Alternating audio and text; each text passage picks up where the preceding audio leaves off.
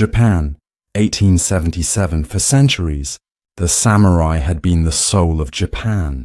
They served lords, defended provinces, and lived by a strict code of honor known as Bushido.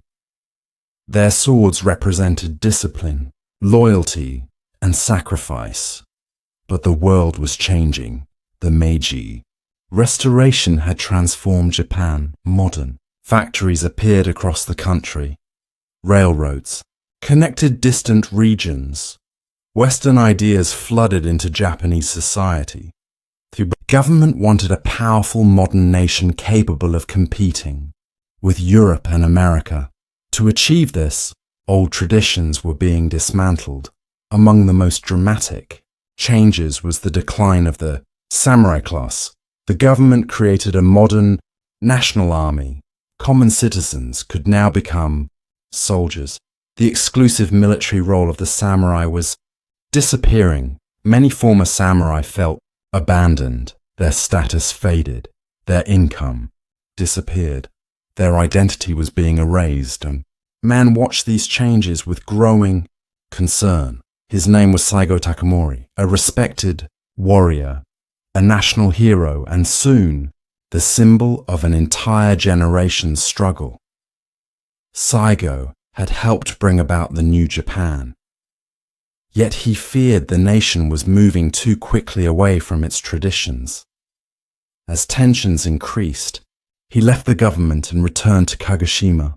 Thousands of former samurai followed him.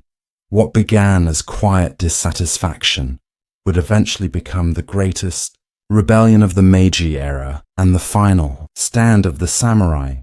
Kagoshima became a gathering place for former warriors. Military academies were established. Young men trained under instructors who still believed in the values of Bushido. Officially, these schools existed for education. Unofficially, they became centers of resistance. The government in Tokyo grew increasingly nervous. Reports described large numbers of armed former samurai gathering in southern Japan. Rumors spread quickly. Some claimed the government planned to eliminate Saigo. Others believed spies had already infiltrated Kagoshima. Trust began to disappear. Fear replaced cooperation.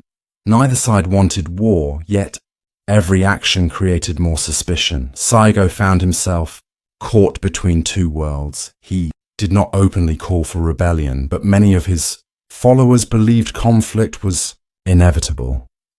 Then came the incident that changed everything.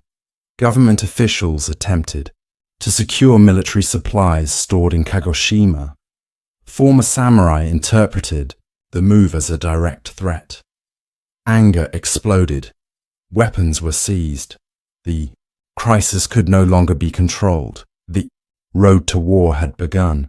For thousands of samurai, there was no turning back. In February 1877, thousands of samurai began marching north. Their destination was Tokyo. Their goal was to confront the government and demand answers. Many believed they were fighting for justice. Others believed they were defending the honor of the samurai. At the center of the movement stood Saigō Takamori. Although reluctant to start a civil war, he accepted leadership. The march quickly attracted national attention. The government responded immediately. Orders were sent to military commanders across Japan. Troops mobilized. Defensive positions were prepared. The nation watched anxiously. The first major obstacle stood at Kumamoto Castle. This fortress represented government authority in Kyushu. Its defenders refused to surrender. The samurai expected a quick victory. Instead, they encountered fierce resistance. Modern rifles and fortified defenses changed the nature of warfare. The age of swords was colliding with the age of industrial weapons, and the results would be devastating. As the siege continued, supplies dwindled, casualties increased. The rebellion that had begun with confidence now faced its first serious challenge. For the first time, many samurai realized they were fighting a very different war from the ones their ancestors had known. The rebellion had begun with confidence. Thousands of samurai marched north believing their cause was just. But at Kumamoto Castle, reality struck hard. The fortress stood strong. Its walls were thick. Its defenders were disciplined. And unlike the warriors outside, they possessed modern weapons, abundant supplies, and a clear defensive advantage. The samurai launched attack after attack. Again and again they charged toward the walls. Again and again they were met by rifle fire. The battlefield became a lesson in the changing nature of war. For centuries, courage and swordsmanship had determined victory. Now technology was changing everything. Bullets traveled farther than arrows. Rifles struck before swords could reach their targets. The old world was colliding with the new. Weeks passed. The siege dragged on. Rain turned roads into mud. Food became scarce. Disease spread through the camps. Morale began to weaken. Yet many samurai refused to abandon hope. They believed their sacrifices would inspire others across Japan to rise against the government. But that support never arrived. The government remained strong. Its armies continued growing. Its resources remained vast.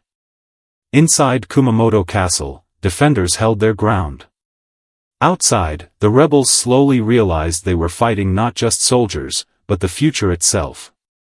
Saigō Takamori watched the suffering carefully. He understood that every lost warrior represented a family, a dream, and a piece of a disappearing world. Still, retreat seemed impossible. Too much had already been sacrificed. Too much blood had already been spilled. The rebellion pressed on. But the balance of power was shifting. And it was shifting against them. As spring turned to summer, government forces launched major counterattacks. Fresh troops arrived from across Japan. Modern artillery thundered across the countryside. Supply lines strengthened. Military commanders coordinated their movements with increasing efficiency. The rebels found themselves surrounded by a force unlike anything previous generations of samurai had faced. Battle after battle ended in retreat. Every defeat reduced their numbers. Every loss weakened their ability to continue. The rebellion that once consisted of thousands slowly shrank. Villages that had welcomed them became dangerous. Food became difficult to find. Ammunition became precious. Many warriors fought with weapons that could no longer be replaced. Yet they continued. Not because they expected victory, but because surrender felt impossible. For these men, honor mattered more than survival. Saigo remained calm despite the worsening situation. He shared hardships with his followers. He walked among the wounded. He listened to fears and frustrations. His presence alone inspired loyalty. But even great leaders cannot change reality. And reality was becoming impossible to ignore. Government forces pushed deeper into southern Japan. One defensive position after another collapsed. The rebels fought desperately. Sometimes with rifles. Sometimes with swords. Sometimes with whatever they could find. But courage alone could not overcome overwhelming numbers and modern firepower. The rebellion was dying. The dream of restoring the old samurai world was fading. And yet, even in defeat, the warriors continued forward. Because they believed some causes were worth everything. Even their lives. By September 1877, only a few hundred followers remained beside Saigō Takamori. The once great rebellion had been reduced to a final group of exhausted warriors. Their destination was Shiroyama, a mountain overlooking Kagoshima. It was there that the final chapter would be written. Government forces surrounded the mountain. More than 30,000 soldiers closed in. Artillery batteries were positioned carefully. Defensive trenches were dug. Escape became impossible. The government intended to end the rebellion once and for all. Throughout the night, cannon fire echoed across the darkness. Explosions shook the mountainside. Trees shattered. Earth trembled. Yet the remaining samurai stayed firm. Many knew they would not survive until sunrise.